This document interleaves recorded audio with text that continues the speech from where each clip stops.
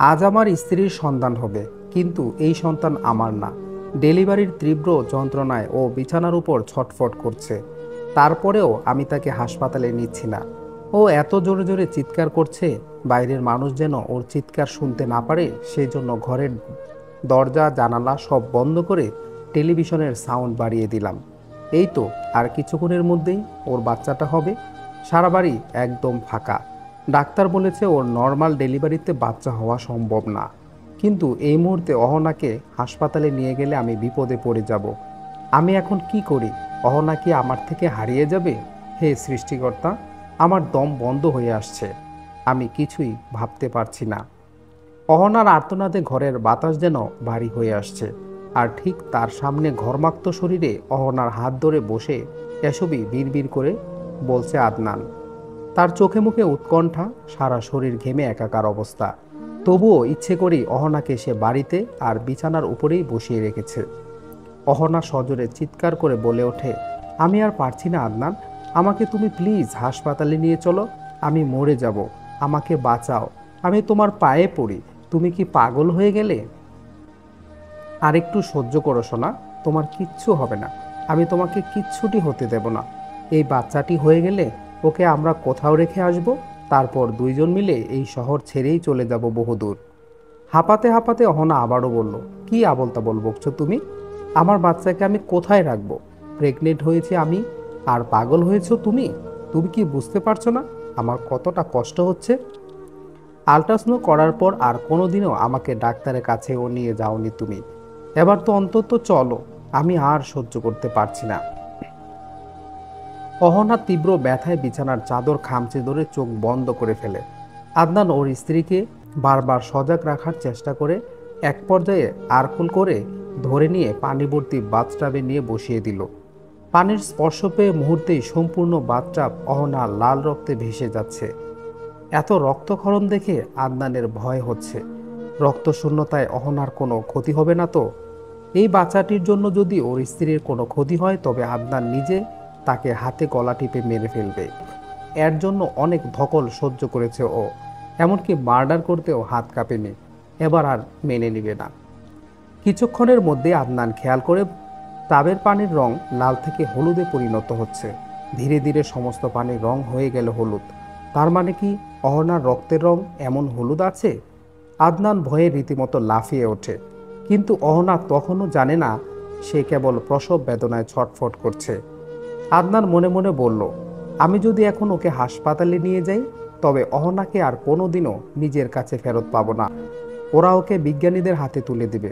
আর কে জানে, নিজেদের গবেষণার স্বার্থে বিজ্ঞানীরা হয়তো অহনাকে কেটে কুটে একেবারে বিচ্ছিন্ন করে ফেলবে। অহনা টের পেল তার গর্ভের এই বাচ্চাটার ধীরে ধীরে মাথা আর হাত বেরিয়ে আসছে। অথচ সে জানতো বাচ্চাদের আগে শুধু মাথা আর গলা বের হয়, কিন্তু তাই বলে ছোট ছোট হাত? তার এই পরিস্থিতিতে একজন প্রেগনেন্ট মেয়ের ভয়ে শ্বাস আটকে যাবার কথা। অহনারও ঠিক তেমনটাই হচ্ছে। সে এমন শক্ত করে আদনানের হাত চেপে ধরে যেন এই পৃথিবীতে আজই তার শেষ দিন। একটা মেয়ে শুধুমাত্র সন্তান হবার সময় যে ব্যথা অনুভব করে তা মানব শরীরের একসাথে মোট 20টি হাড়ভাঙ্গা ব্যথার সমান। এই প্রসব ব্যথার সঙ্গে দুনিয়ার আর কোনো ব্যথারই তুলনা করা যায় না। আর বর্তমানে মানুষের সহ্য শক্তি কম থাকার কারণে মেয়েরা এই ব্যথা সহ্য করতে পারে না বলে নর্মাল ডেলিভারি না করে অস্ত্রোপচার বা সিজার করতে চায়। যেখানে একটা হাড়ভাঙ্গার যন্ত্রণাতেই মানুষ কুঁকড়ে যায়, সেখানে এই 20 গুণ ব্যথা মেয়েরা কিভাবে সহ্য করে? অথচ অহনা যেন এই মুহূর্তে প্রায় 40 গুণ ব্যথা পাচ্ছে। আদনান ওর হাতটা শক্ত করে যেই না চেপে ধরবে তখনই জানালায় কারো টোকা দেবার শব্দ হলো। ধুমধাম করে সজোরে কেউ আঘাত করছে। ধীরে ধীরে সেই আঘাতের শব্দ আরও গাঢ় হলো। আদনান কিং কর্তব্য বিমূঢ় হয়ে একবার নিজের স্ত্রীর দিকে তাকায়, আরেকবার জানালার দিকে তাকায়। কে ওখানে? আর কেনই বা এই অসময়ে জানালার পাশে দাঁড়িয়ে এমন করছে? আদনান চোখ মুখ প্রায় বন্ধ করে অহনার পাশেই বসে রইল। কিছুক্ষণ পরে অহনার চিৎকারের মাত্রাটা সীমা ছাড়িয়ে যায়। ওর কোমরের নিচ বরাবর দিকে পানির ভিতর থেকে একটা বাচ্চা বেরিয়ে এলো। আদনান বাচ্চাটিকে 2 হাতে তুলে নিয়ে ধরতেই হতভম্ব হয়ে যায়। সাধারণ সাইজের বাচ্চাদের চেয়েও বড়। চোখ দুটো যেন মার্বেল দিয়ে কেউ যত্ন করে বসিয়ে দিয়েছে। কোনো মানুষের চোখ কি এমন হয় নাকি? আদনান ভালো করে উল্টে পাল্টে দেখে অহনার ছেলে সন্তান হয়েছে, কিন্তু এই বাচ্চাটার গায়ের রং অদ্ভুত রকম হলুদ, ঠিক যেন দেয়ালে পেন্টিং করার মতো। আদনানের হাত থরথর করে কাঁপছে। এটা কি সত্যি মানুষের বাচ্চা? মানুষের বাচ্চা তো এমন হতে দেখেনি সে কখনো। দেখে মনে হচ্ছে কোনো মূর্তি স্থির দৃষ্টিতে ওর দিকে তাকিয়ে আছে। আদনান নিচের দিকে তাকালো।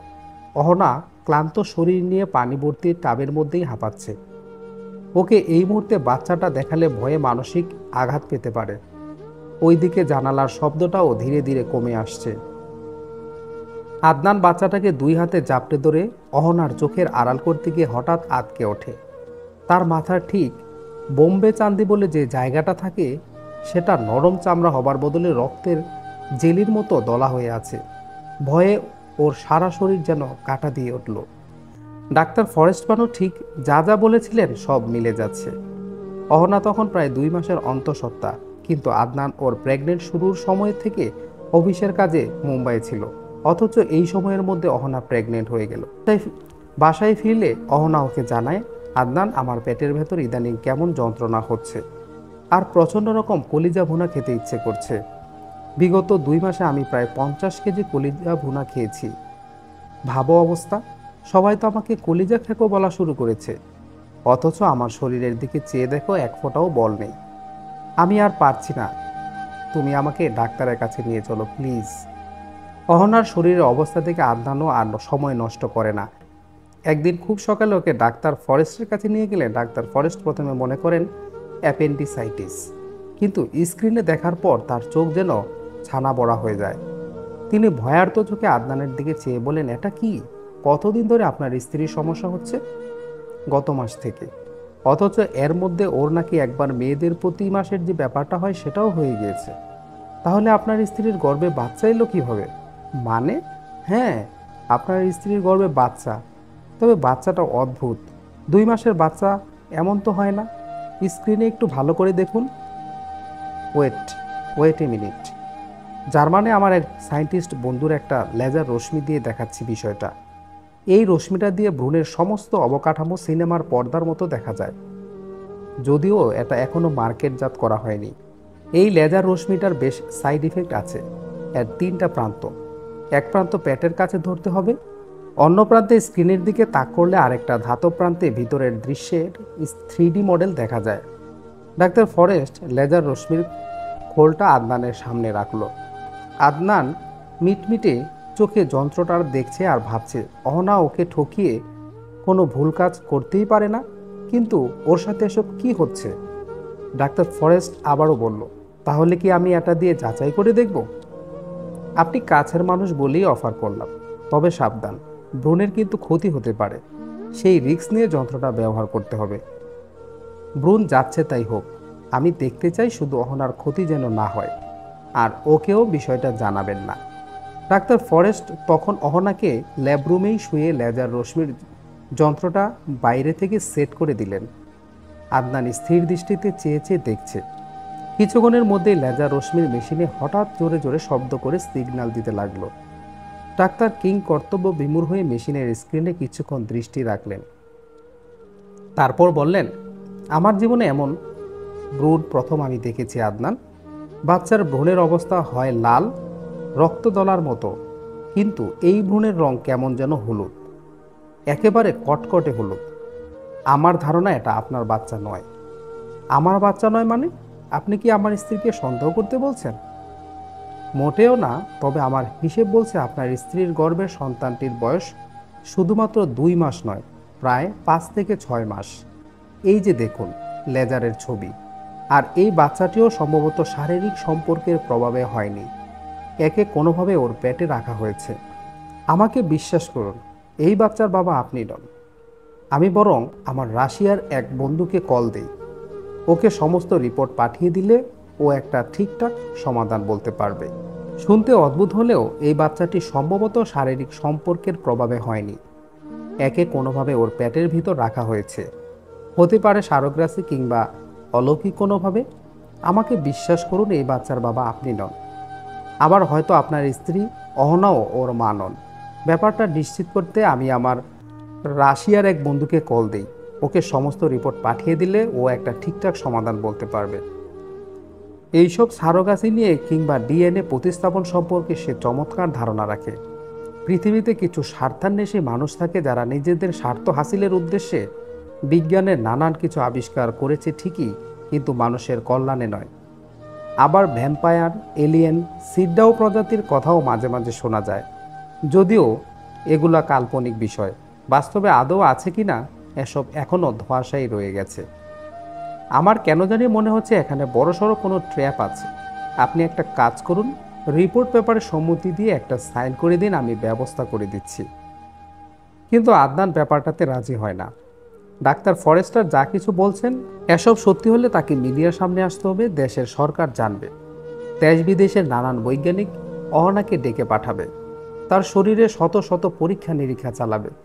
নিজের স্ত্রীর উপর এত শারীরিক মানসিক অত্যাচার করার অনুমতি সে দিবে? অসম্ভব, কখনোই না। সে ডাক্তারের কাছে রিপোর্ট না পাঠানোর জন্য অনুরোধ করে। না না, বাইরে রিপোর্ট পাঠানোর দরকার নেই, আপনি নিজে যতটুকু পারেন ঠিক ততটুকুই পরীক্ষা করে আমাকে জানান।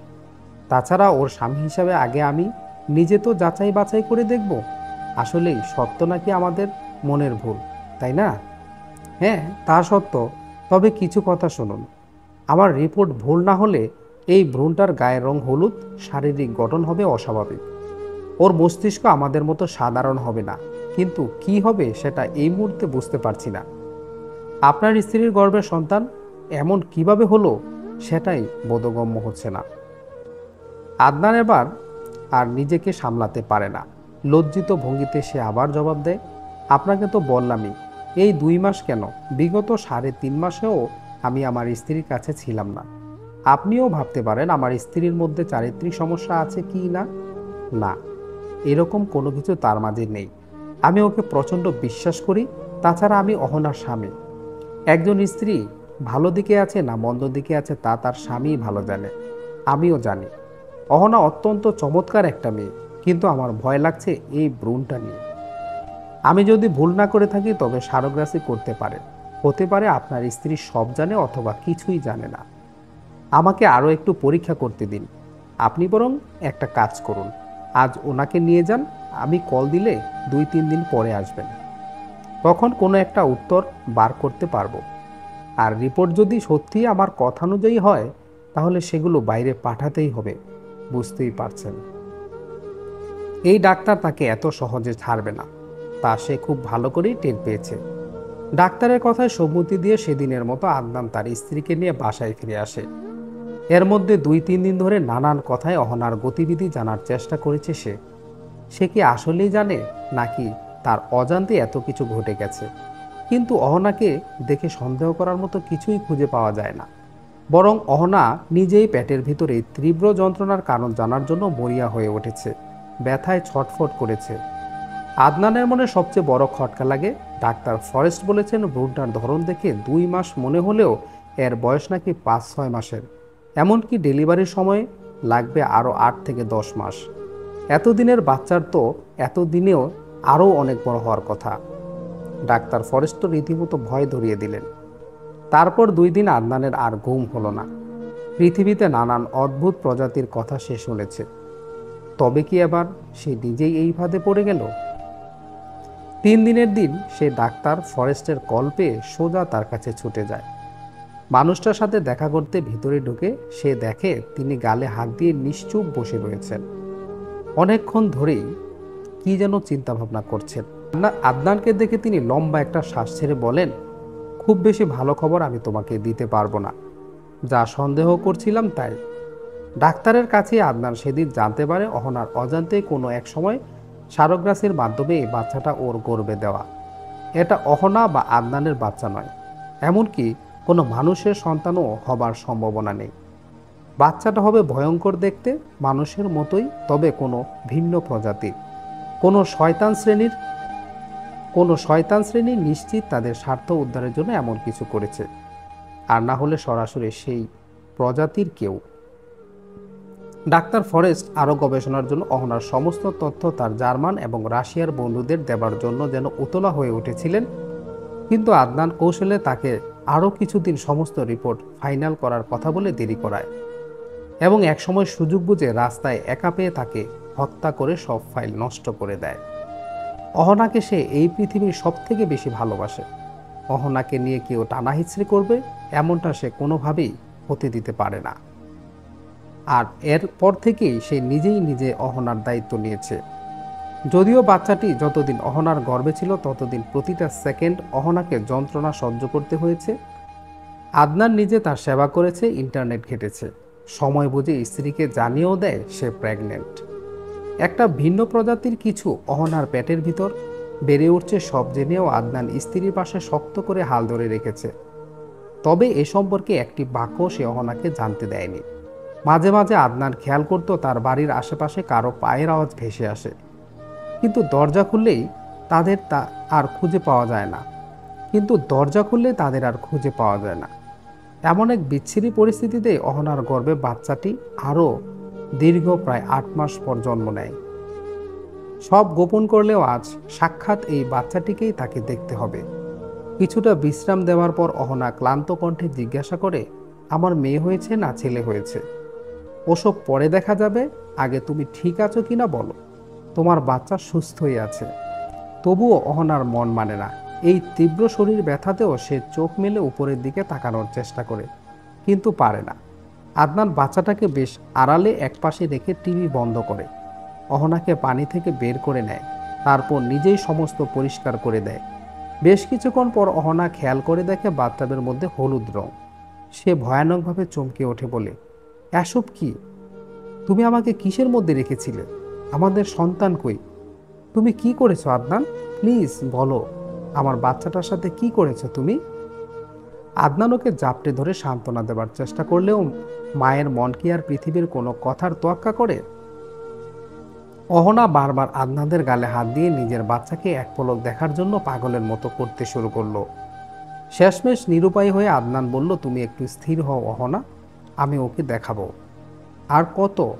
এতগুলো মাস এত যন্ত্রণা নিয়ে পেটে ধারণ করেছি, এত কষ্টে অপেক্ষা করেছি, তুমি এখনো স্থির হতে বলছো আমাকে? হ্যাঁ বলছি, কারণ আজ পরিস্থিতি এমন যে ওকে দেখলে তুমি সহ্য করতে পারবে না। কেন পারবো না? কি হয়েছে ওর? এই আদনান, প্লিজ বলো আমাকে, কি হয়েছে ওর?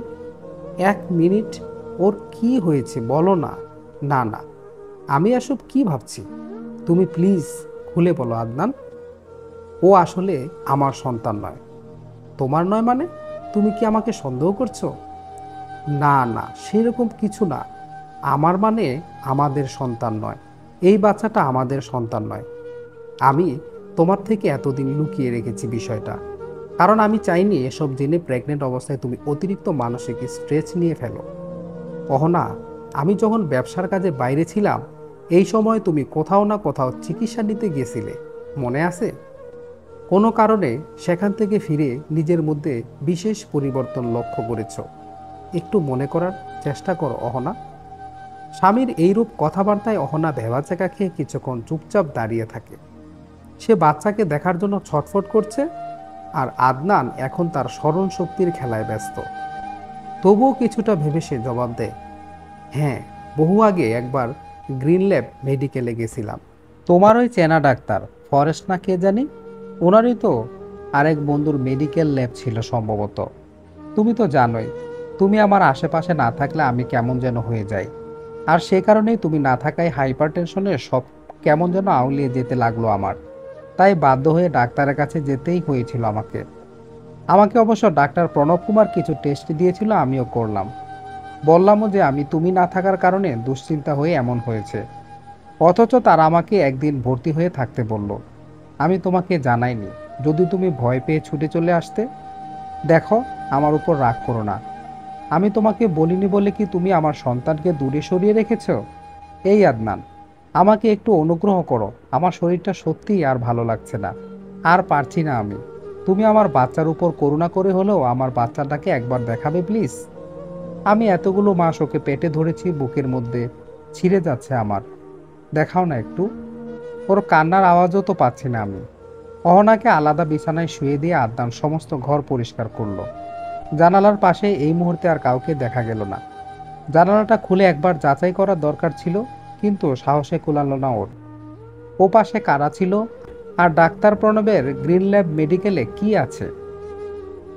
জানা দরকার, ভীষণ করে জানা দরকার। অহনার কাছে নিয়ে আসার জন্য বাচ্চাটাকে নিতে গিয়ে সে যেন সম্পূর্ণই হতবাক হয়ে গেল। ইতোমধ্যে সদ্য জন্মানো শিশুটির সমস্ত শরীর পরিষ্কার হয়ে গেল, গায়ের হলুদাভাব রংটাও কমে আসছে, যদিও পুরোপুরি নয়, কিন্তু চোখ আর মাথার মধ্যিখানে হলুদ রঙের দলা এখনো সেভাবেই রয়ে গেছে। আদনানের শরীর কেমন যেন গুলিয়ে উঠল। এই সন্তান দেখার পর অহনার অবস্থা কেমন হবে কে জানে। অহনা বিছানায় গা এলিয়ে দিয়ে পড়ে আছে। আদনান ইতস্তত করতে করতে বাচ্চাটাকে সামনে নিয়ে এলো। অহনা কোলে নেবার জন্য হাত বাড়িয়ে দেয়, কিন্তু সে দিল না। কিছুটা দূরে সরে গিয়ে মাথা ঝাঁকিয়ে বলে, দূর থেকে দেখবে, কোলে নিতে পারবে না। এরপর সে অহনাকে বাচ্চাটি নিচু করে দেখালে বাচ্চাটির এমন অবস্থা দেখে তার চোখ রীতিমতো ছানাবড়া হয়ে গেল।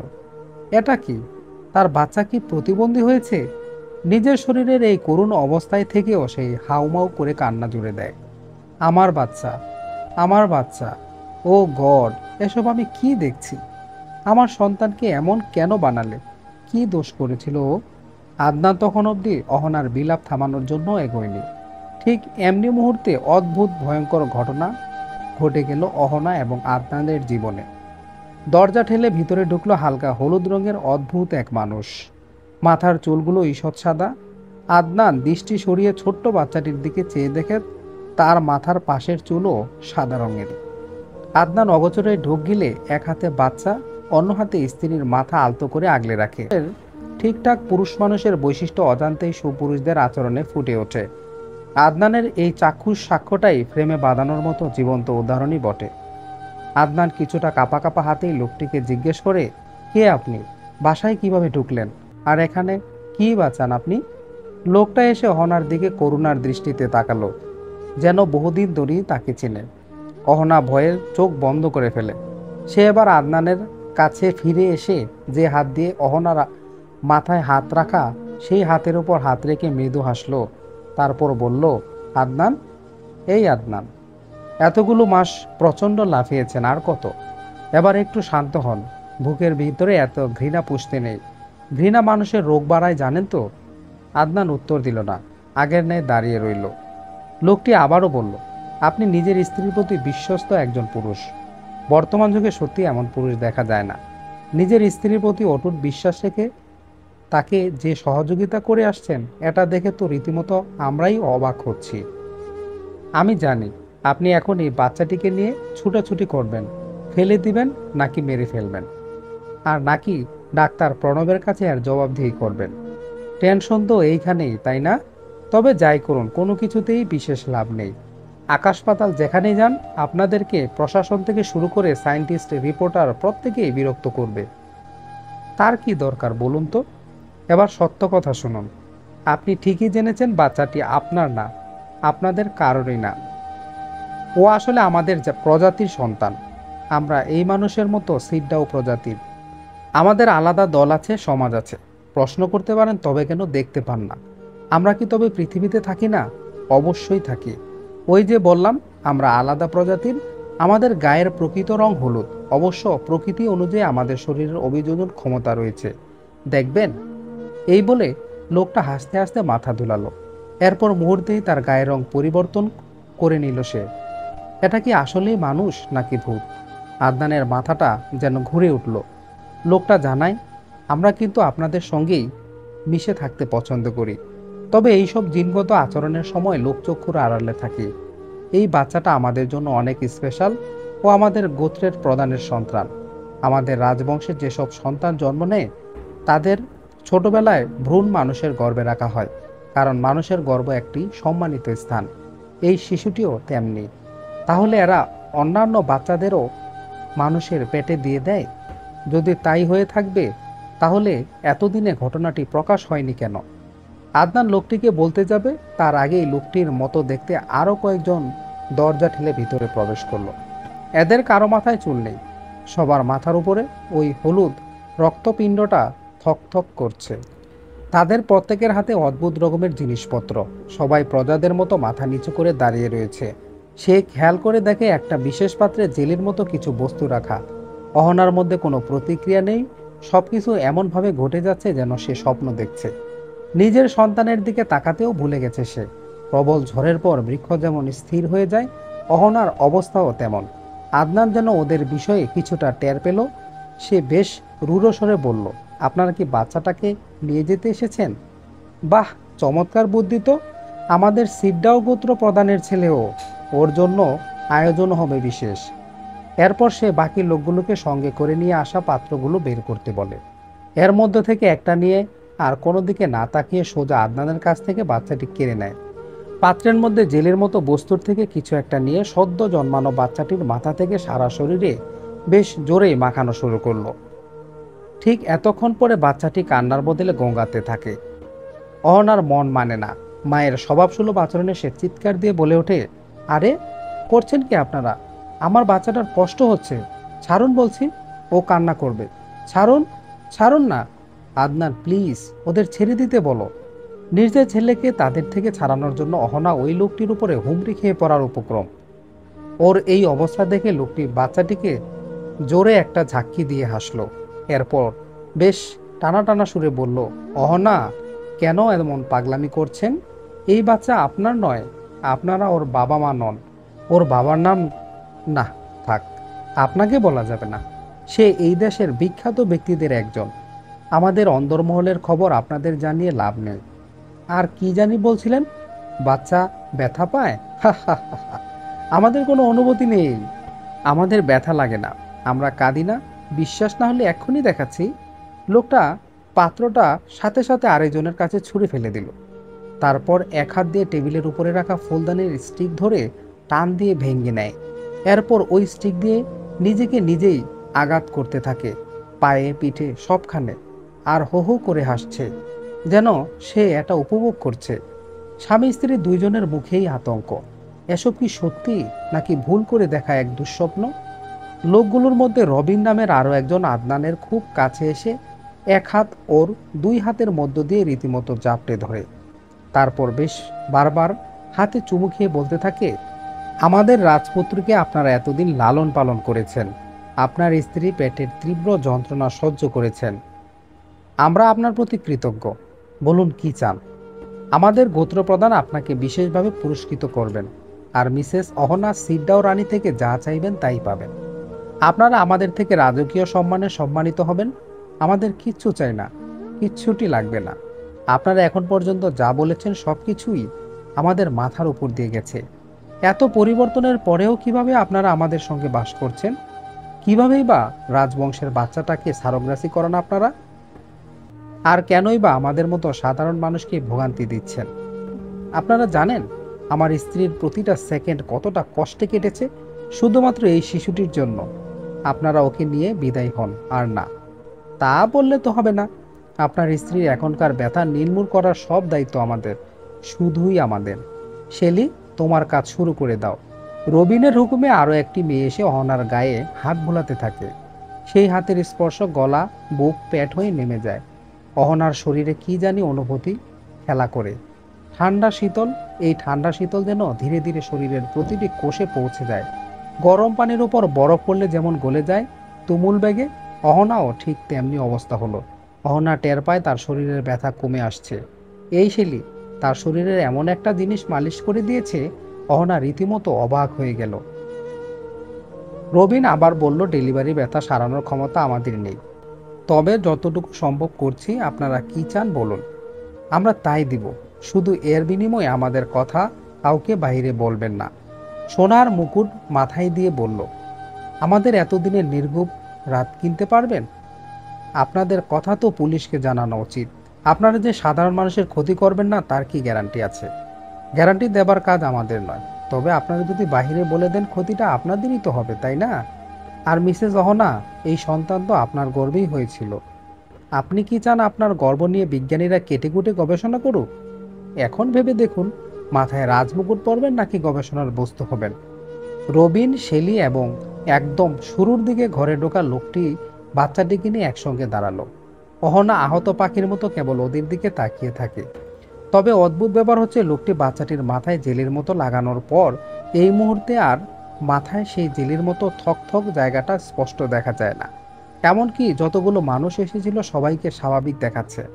আদনান বুঝতে পারে এরা স্বাভাবিক মানুষের সঙ্গে থেকে স্বাভাবিক আচরণ করে, কিন্তু স্বাভাবিক মানুষ বুঝতে পারে না লোকগুলো সদ্য জন্মানো বাচ্চাটিকে সঙ্গে করে নিয়ে যায়। অহনা পেছন থেকে ডুকরে কেঁদে ওঠে। নিজের সন্তান তার নয়, কিন্তু যে গর্ভের সন্তানকে একজন মা ধারণ করেন, তার কি বিন্দুমাত্র অধিকার সন্তানের প্রতি নেই? একজন বাবাকে না হয় জন্ম পরিচয় দিয়ে পিতৃ পরিচয় আলাদাভাবে দাবি করতে হয়, কিন্তু একজন মায়ের জন্য কি আলাদাভাবে ডিএনএ পরিচয় লাগে? লাগে না। আদনান তার কান্না থামানোর চেষ্টা করল না। কাঁদুক, মাঝে মাঝে কিছু কষ্ট কেঁদেই লেশ করতে হয়। অহনারও এখন কষ্ট নিঃশেষ করা প্রয়োজন। অহনা কিছুটা সুস্থ হলে আদনান গ্রিন ল্যাবে ডাক্তার প্রণবের সঙ্গে দেখা করে। শুরুতে বিশেষ গুরুত্ব না দিলেও যখন জানতে পারে আদনান অহনার স্বামী, তখন বেশ চুপসে যায় সে। আদনান বুঝতে পেরে বেশ জোরে সোরেই চেপে ধরে। ডাক্তার প্রণব অবশেষে মুখ খুলতে বাধ্য হয়। তার বর্ণনা ছিল এরকম: ডাক্তার প্রণবের পরদাদা একজন গবেষক ছিলেন। তিনি রাশিয়া, চীন আরও কয়েকজন গবেষক মিলে মানুষের মানুষের জিনের ভিন্ন এক সংকরায়ন করেন। প্রায় ২০ জোড়া সংকরায়ন জন্ম নেয় সেই সময়। তবে যে ঘৃণ্য ব্যাপারটি ছিল এখানে, তারা গিরগিটির জিন ব্যবহারেও পিছপা হয় নাই। কিন্তু তাদেরই ভুলের কারণে সুস্থ এক প্রগতি তৈরির পরিবর্তে মানুষ এবং গিরগিটির সংকরায়নে জন্ম নেয় অদ্ভুত এবং ভিন্ন এক প্রজাতির। এদের সবাইকে আলাদা খাবার দেওয়া হতো, আলাদা বাসস্থানে বসবাস করার জন্য জায়গা দেওয়া হতো। তবে জন্মের পরিক্রমায় তারা যখন নিজেদের জন্মের ইতিহাস জানতে পারে, তখনই এসব বিজ্ঞানীদের সিডাও প্রজাতিরা মেরে ফেলে। তারা মানুষের সাথে মিশতে শুরু করে, কিন্তু মানুষের সাথে বিয়ে করে স্বাভাবিক সন্তান জন্ম দেওয়ার ক্ষমতা তাদের এখনো হয় না। তবুও চেষ্টা করে গেছে মানব ইতিহাসে মানুষের মতো জীবনযাপন করার।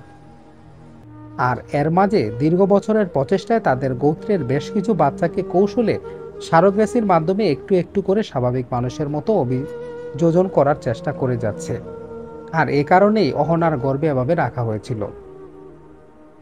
পূর্বপুরুষদের প্রায়শ্চিত্ত করতে ডাক্তার প্রণব তাদেরকে সাহায্য করছে। সব শুনে আদনানের রাগ নয়, এই ভিন্ন প্রজাতির মানুষের প্রতি মায়া হতে শুরু করলো। মানুষ হয়েও তারা মানুষ নয়, কি মানসিক প্রেসারের মধ্য দিয়ে যাচ্ছে তারা। সে জানে এই সিডাও প্রজাতির মানুষের সঙ্গে আর কখনো দেখা হবে না, কথা হবে না। কিন্তু শুরুতেই যদি জানতো, তাহলে প্রথম থেকে ঘৃণা করতো না, পরম যত্নেই অহনার গর্ভে শিশুটিকে ভালোবাসা দিত। আদনান রাস্তায় নেমে আসে। ছোট বড় হরেক রকমের মানুষ হেঁটে যাচ্ছে। এর মধ্যে সিডাও প্রজাতির মানুষ আছে কিনা কে জানে। সমাপ্ত।